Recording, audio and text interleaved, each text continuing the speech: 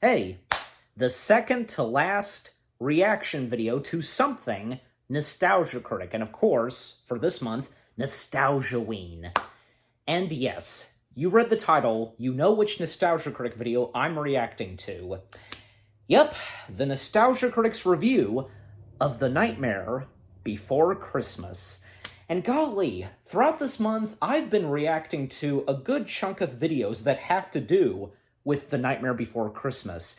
And this is the last one I'm reacting to that has to do something with The Nightmare Before Christmas, just so you know. Yeah, and by the way, there's another Nostalgia Critic video that came before this, Nostalgia Critic's review of the film itself. And if you guys know, because sometimes Doug Walker, aka Nostalgia Critic, would do some Nostalgia Critic videos where he doesn't, dive into and review the whole movie. He would, he would talk about a movie or some other topic, like, is it really that bad? Stuff like that, if there's a certain name to those certain Nostalgia Critic videos he does, And, like, another good example is when in a Nostalgia Critic video that it was all about the fair use. Yeah, when that happened. So there's a good example right there. But yes, on The Nightmare Before Christmas, yes. Again, you read the title. I am reacting to Nostalgia Critic's review of the film itself. And yeah.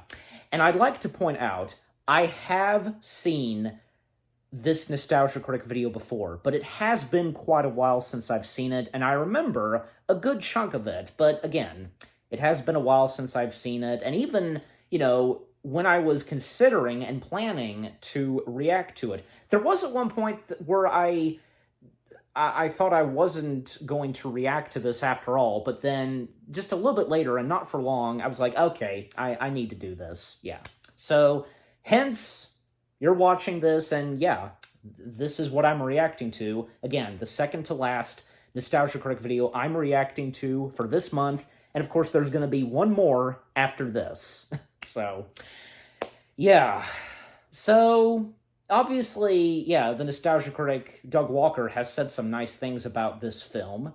And again, like, I know that I've brought this up before, how the character of Nostalgia Critic has evolved and has changed over the years, and how he's more honest about some movies that he reviews. Like, back then, Nostalgia Critic was just all over the place, and, like, pardon my French, this movie is shit, like, that old Nostalgia Critic, Well, I mean, sometimes, for certain characters, as they evolve, you know what I'm saying? You get my point. But anyways. Alright, so without further ado, we shall begin this video of the Nostalgia Critic's review of Nightmare in 3, 2, 1, begin. This episode brought to you by DoorDash, the app that brings you food you're craving right now, right to your door. Also brought to you by Movement, the fastest growing watch brand shipping to over 160 countries across the globe. Don't forget to check us out this weekend at Too Many Games in Philadelphia, October 8th to the 10th. Hope to see you there. I don't think he does that anymore, like, would have stuff like that, like, don't forget to meet up with us and so on, like, not anymore at the beginning of Nostalgia Critic videos. And this intro.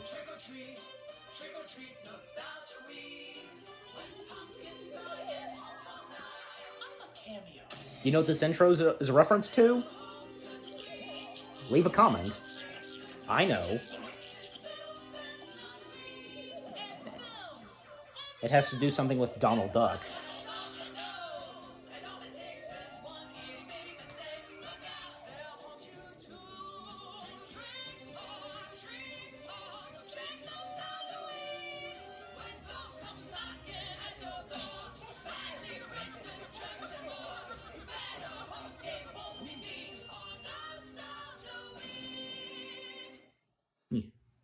Why not? Just felt like dancing.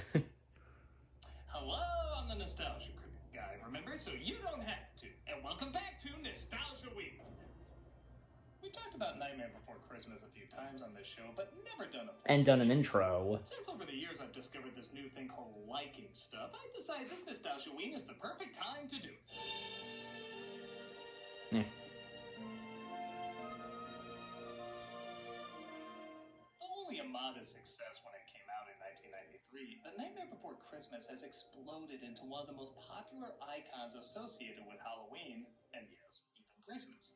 Merchandise sells like mad, people love to dress up as the characters, even the Haunted Mansion is given a makeover in fall and winter to reflect the characters and story. Yep. It also starred one of my favorite fads of stop-motion kids movies that are wonderfully more dark and twisted than most kids movies are. And they're given Without it, we wouldn't have. Because, well, they remember it being fun when The Nightmare Before Christmas did it. Based on Tim Burton's short story of the same name, right. It takes, honestly, a very complicated and abstract idea and makes it surprisingly simple to follow and enjoy. So what is it about this holiday film that becomes more and more popular where other holiday films seem to fade into the crowd? Well, we're finally going to watch it from beginning to end to find out.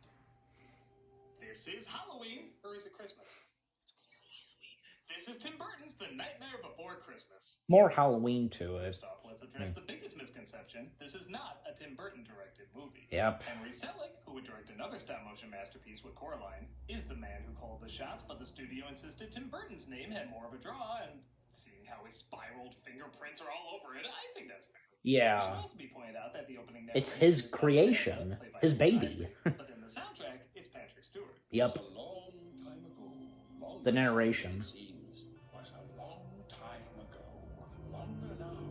Well, I mean, they wanted to keep it short. It does go on a little too long, including a closing narration about Jack and Sally having skeleton babies. With 4 or 5 skeleton children at hand, playing strange little tunes in their xylophone band. I don't know, the idea of them literally boning it is just not something I want to think of.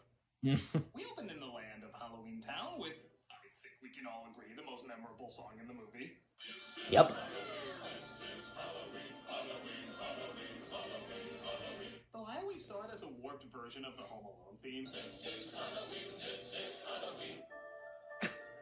Well, and the fact that this came before Nightmare. This song and intro are amazing. But no way. When I saw this on the big screen, it blew my mind. The visuals were so creative and matched the music perfectly. There's so many things to admire. The creative camera angles, which were rarely seen in stop motion then. The fact that they didn't cut out the strings for the bats, which makes it feel more authentic. And I especially love how one of the random characters is just the devil. He's not the ruler, he's not even a major character, he's just one of the residents. Yep. This is our core when the fucking devil is just a dude walking around town. We're introduced to the Pumpkin King Jack Skellington, played by Chris Elfman. We'll get to that in a bit. Yeah. Scaring the real world for Halloween, but a rag doll named Sally, played by Catherine O'Hara, is being called back by her inventor, Dr. Finkelstein, played by William Hickey. You should really say voiced by. You did a couple times, Doug. I didn't make you to beat my head, I made you to win. Jack can't help but feel tired doing the same thing every year and sings about his frustration. Danny Elfman singing. The singing voice of Jack. So Jack's singing voice is composer and songwriter Danny Elfman, but his speaking voice is Chris Sarandon. Yep. And surprisingly, there's several conflicting reasons as to why. Elfman was always going to be the singing voice as he did demos for all the songs, and everyone agreed he just sounded great as Jack. Some reports say Elfman didn't want to act as he was too busy with everything else. In fact, he wrote so many songs, writers kept adding characters and plot threads to work them in. Some even saying the film really should have been called Danny Elfman's The Nightmare Before Christmas. The songs Reports say his singing was started acting before there was a not story. so they passed on him as an actor, possibly resulting in a split Burton and Elfman had for a short period of time. Yeah. Both reasons are odd, as Elfman does act as other characters in the movie. Whatever the reason, both do a great job, matching each other's energy and passion perfectly.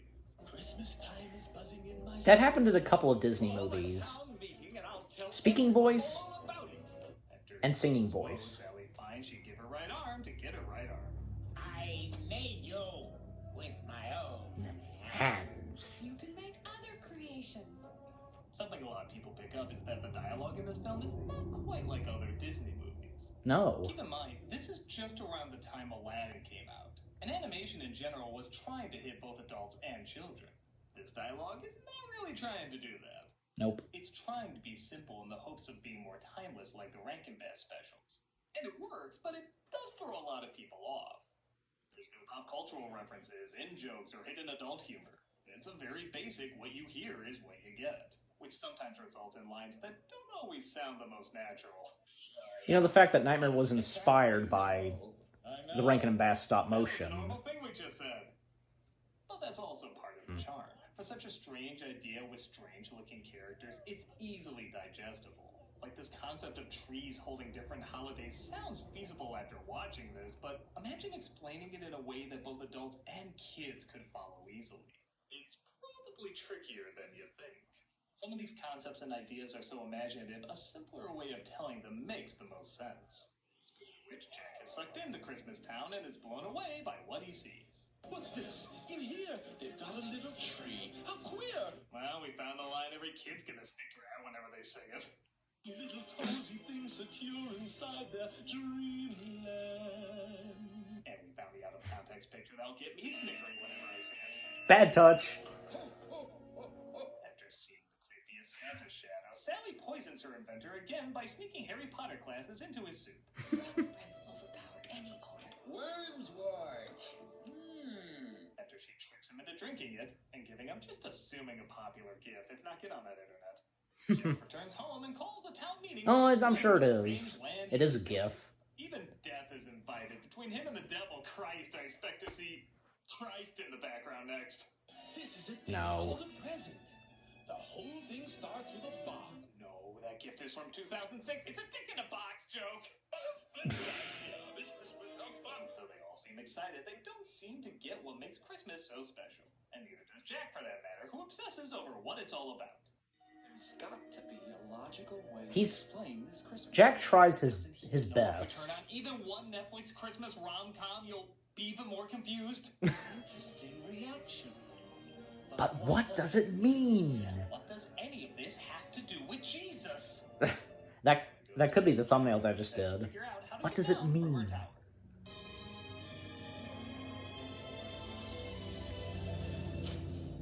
I give 5 more years until people call that problematic. She sends Jack a gift basket, of sorts, and has a vision that Christmas is going to be a disaster. Yeah, she's psychic now. Yep. Never. On one hand, I like that she isn't just a Never psychic, explained. Like something Who has to cares? convince her that Christmas is gonna go wrong, but it comes right out of nowhere. It's vague exactly what it is, whether it's the universe giving her a sign or if she always had the power to predict the future, as it never happened before and doesn't happen later. I always thought it'd be cool if they gave a hint this was a thing, like maybe she used the ability to find the deadly nightshade, or later she looks at the flower and a heart appears, foreshadowing that Jack was about to approach. But no, this is it. She's just Walt from Lost, psychic when you need it because you need it. Of course, I've been That's the other way around. The character of Psyche. Jack finally You know. figures Christmas out, sorta, when he discovers he can bring his own unique spin to Yeah. it. I could approve it too, and that's exactly What I'll do. I'll start it in November. No, October. Hell, September's not doing anything, the lazy ass. Actually, with combining holidays, this film really was ahead of its time. Yeah. Absolutely. As of now, like, you're gonna start seeing Christmas ornaments around the time of October, etc. And there is an ad, you know. At least, like, don't have to deal with ads randomly popping up, but yeah. So, yeah, never explained, and I don't think it matters. Like, again, Sally has psychic powers and stuff like that. She can see the future and so on, and, like, what Jack's Christmas is going to turn out, stuff like that. Yeah, and again, as I mentioned, like, Nightmare being inspired by the Rankin and Bass Christmas films, especially Rudolph the Red-Nosed Reindeer, and How the Grinch Stole Christmas also inspired Nightmare. So, yeah. And I take it, okay. Yeah. What can I do for this week's sponsorship? I think I've literally done every idea there is. Except that one. No way I did. He's wearing a Bob's Burger shirt. Yeah, okay, I'll go ahead and skip this. I forgot. I know the fastest design out of DoorDash and and get 15% off today. that other sponsor, like, it has to do with watches and glasses. Oh, crap. Okay. Alright, so let me actually adjust the tab a little bit. Alright. There we go. Okay, back to it. Jack requests everybody to chip in to bring his version of Christmas to the people. He calls on Lock, Shock, and Barrel, played by Paul Rubens, Captain O'Hara, and Danny Elfman. We're given the assignment to kidnap The volume's Santa good. Claus. And I know I'm going to sound like a dumbass, but I never put together that the masks to hide their faces look exactly like their faces. La la la la la. You ever notice Elfman's favorite lyric is law? Yes, like, and used in a couple other movies that Danny Elfman did, and not just Tim Burton films. I'm totally convinced this movie's PG rating is based entirely on this look. That's a look that did something dirty and is gonna do it again. We're just waiting for the bug to go in the cage. Feel-good song is the various ways to dispose of a body.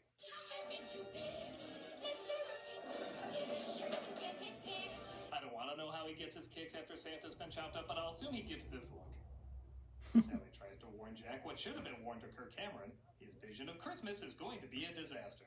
It was about your Christmas. There was smoke and fire. That's not my Christmas. Mine's more plaguey. He doesn't listen to her, and everybody sings about how he's too amazing excited. Christmas is going to be.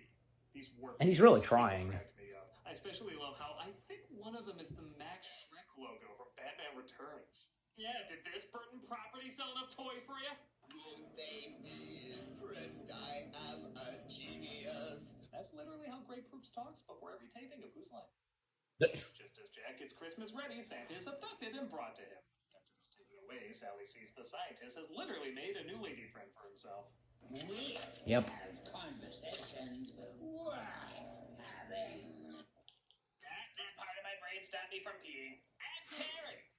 The kids give Santa to Oogie Boogie, played by Ken Page, who, fun fact, is the big-lipped alligator from All Dogs Go to Heaven. That's right. This guy get typecast as musical green monsters who sing before they eat people.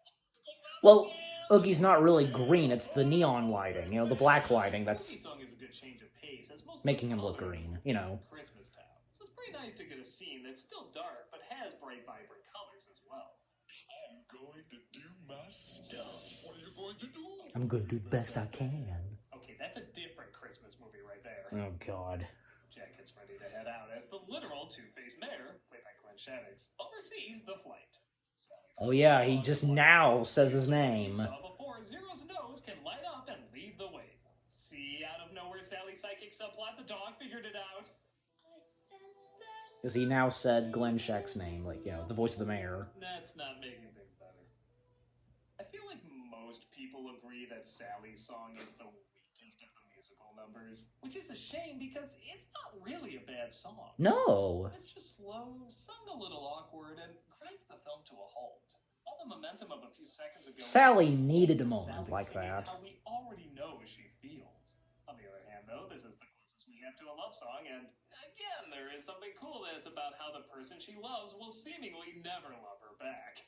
for I am not the one. But she is, at the end of the If there's an film. opportunity to creatively depress children, I'm kind of all for it. The song doesn't last long, though, and we're given some of the most entertaining stuff in the movie. Jack's terrifying Christmas presents. The only thing funnier than the gifts is Jack's blind optimism that everyone is loving them. You're welcome, one and all. He's unaware. If you survive, give me 5 stars on Yelp! Desperate to fix things, Sally tries to break in and free Santa. Unexplained leg is the best kind of leg. What? You tried to make a dupe out of me! Don't you know the foot is all I require? He captures them both. Meanwhile, the army locates Jack and shoots him down. Like a true politician, the mayor says he knew the bad idea he said was a good idea was a bad idea. I knew this Christmas Yeah, both thing was a faces of the mayor have have their own personalities. Jack survives, though, and sings all about the misery he caused. Why does nothing ever turn out Like it should. Like Rick and Ralph, I have to admire a movie where the message isn't follow your dreams, but rather hope. Bored with your life? Well, you could be dead. Little blessings, you piece of shit. I am the Pumpkin King. the Pumpkin King, but realizes he has to save Santa in order to put things right.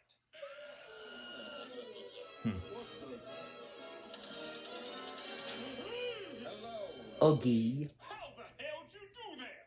I mean, the doll maybe, but the red guy's like a Raiders of the Lost Ark ball. This leads Because he's to, Jack. in all honesty, a pretty pointless climax. Oh, come on. Again, if Oogie was built up Kinda as a janks, we villain both said, earlier, come on. maybe this could work, and even then, that's a big maybe. I feel like this is a movie that doesn't really need a villain. But he's a guy introduced in the third act. There's not much of a rivalry between him and Jack. And like Sally's song, everything kind of comes to a halt for it. This just doesn't feel like a story where the lead dodges a villain's death traps. It's more of a comic book feel. Or does it have more of a fairy tale vibe? But again, it is creative and leads to a pretty fun death scene. Yep. Underneath, Don't look at bugs. my dung beetles. I'll admit Santa stomping out the last bug is pretty funny. Yep. He has work to do as he restores Christmas back to normal and Jack returns home. Santa even brings a little bit of Christmas to Halloween. Again, as if that isn't being done. All night. I guess, yeah, that was Santa's way of forgiving. Somebody got an idea watching season 1 of Loki. forgiving Jack. And Sally finally To finish my confessed their love sentence. for each other, and thank God they kissed far away, because I don't want to think of the mechanics of doll lips kissing skeletons. Actually, if you look closely, Sally does close her eyes, you And that was know. The Nightmare Before Christmas. I can't pretend it's absolutely flawless, but it's pretty close. It does take a certain mindset to enjoy it, certainly embracing simplicity more than complexity. But that doesn't mean it isn't astoundingly imaginative. I think it's particularly the visuals and concept that really makes it timeless, as anyone can watch this and follow what's going on, even if there was no dialogue, and be blown away by what they're looking at. Yep. The songs are also very refreshing, not just for how many there are, 11 in case you're wondering, at a time when most Disney films have half that, but they also move the story forward and help the characters express what they're feeling. Yep. It never feels like something that was written to also have a hit on the radio or anything. When you don't hear it on the radio, though, people still hum these songs all the time and remember these characters. Oh, yeah. The main reason being, they're very simple, but likable. Though I can't say it's for everyone, it's proven over the years that it is for a lot of people. And I can happily say I am definitely one of those in that twisted mix. Well, good. I'm a nostalgia critic, and Nostalgia Ween has just begun! Yeah, this was the first Nostalgia video he did. He got hurt by the electricity, the lightning. How queer! You have to end it off with that, so... Hey, Doug Walker here, doing the charity shout-out. Okay. Charity shout-out, yep, at the end credits, so, yeah. So, again, this being, the first, Nostalgia video that, Doug did, 1 year for Nostalgia, so... Yeah. You know, by the way, well, first off, yeah, you know, a good review from Doug as the critic, you know, talking about Nostalgia Critic, and again, seeing as how that Doug, you know, really enjoys The Nightmare Before Christmas, and not to mention, he is a Tim Burton fan like me, so that's good. All right, but enough said, jump cut to my thoughts now. Hey guys, so that was my reaction to the Nostalgia Critic's review of The Nightmare Before Christmas. Yes, and again, a good review from Doug as the critic reviewing The Nightmare Before Christmas. And as I said, you know, Doug appreciating and liking The Nightmare Before Christmas, and as I said, you know, he is a Tim Burton fan, as am I, and... Yeah, and what I was going to mention, the first things I was going to mention was that, you know, I realize now that, you know, he didn't bring up the fact that, you know, with Jack, you know, hiring Lock, Shock, and Barrel to take care of Santa, when he should have realized fully that, you know what, hiring Lock, Shock, and Barrel was not a good idea because, well, you know, even he told them to leave Oogie Boogie out of this, and yet they still took Santa to Oogie Boogie. So Jack should have, you know, thought much more better, you know what I'm saying? He should have reconsidered, because, you know, he should have known not to, trust Lock, Shock, and Barrel doing this. So, and the fact because, if you realize, because with Lock, Shock, and Barrel and where they live, like, they don't live in Halloween Town itself. Like, they live in, like, a treehouse / tower, whatever, I guess, like, they're kind of outcasts, Well, and especially Oogie Boogie. And the fact that Doug, as Nostalgia Critic, talked about, there isn't that much for Oogie Boogie, and especially between Jack and Oogie. Well, a lot of people, and there's also been a video game about, the backstory of Jack and Oogie and so on.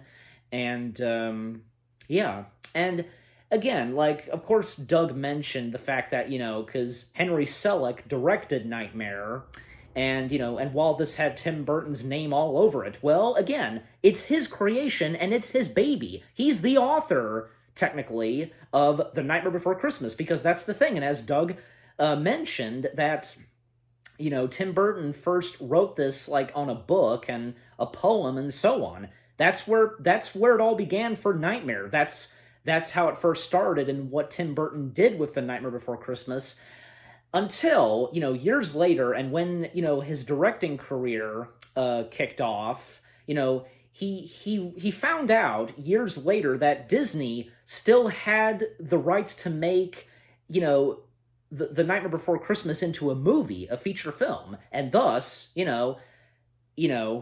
Disney made it. And the fact is, though, at first, when it came out in 93, it wasn't under Disney's name. It was under Touchstone Pictures' name, because, yeah, Touchstone Pictures, as we all should know, that was the one company where they would distribute films, made by Disney that seem more for adults, films that Disney made that, were kind of, aimed for older audiences. It was that those films were put under the Touchstone logo, under the Touchstone banner, and so on.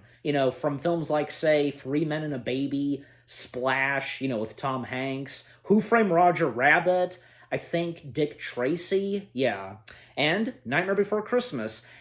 All because Michael Eisner, who was CEO at the time of Disney, he felt that Nightmare would be too scary for kids, and if it was under Disney's name. But as of now, especially, kids love Nightmare Before Christmas. Golly, I think Eisner should have reconsidered. I'm just saying, like, not to give Eisner a hard time, but, but as of now, Disney's name is all over Nightmare. Even, like, later releases of the film, we start off with the Disney logo, and even, like, showing, like, Walt Disney Pictures Presents, and boom, we get the title, Nightmare Before Christmas. Golly, I remember, like, when I had watched Nightmare on, what was it, my Apple Pod or something like that, Pear Pod, Apple Pod, whatever, how did I forget the name of that? Apple Pod, I want to say, those tiny things, and you would watch movies on them. I remember when watching that, it had the Touchstone logo. So, yeah. Although, I'm curious, like, yeah, I'm pretty sure, like, and you guys can leave a comment as well, because, yeah, I'm pretty sure that, if I'm correct, early DVD releases of The Nightmare Before Christmas still had the Touchstone logo. So, yeah. And also, even, like, say, Who Framed Roger Rabbit, now it's, considered a Disney film. I read it on IMDb that both this and Roger Rabbit, they're now considered full-time Disney films, even though, especially since Roger Rabbit, with it being on Disney+, it still has the Touchstone logo. And yeah, I mean, especially, it's, best to leave it as it is, fully, with the Touchstone logo, especially with the music that plays, you know what I mean? Just, yeah. But, yeah. And also, like, there's something else that I almost forgot to mention about Nostalgia Critic's review of Nightmare.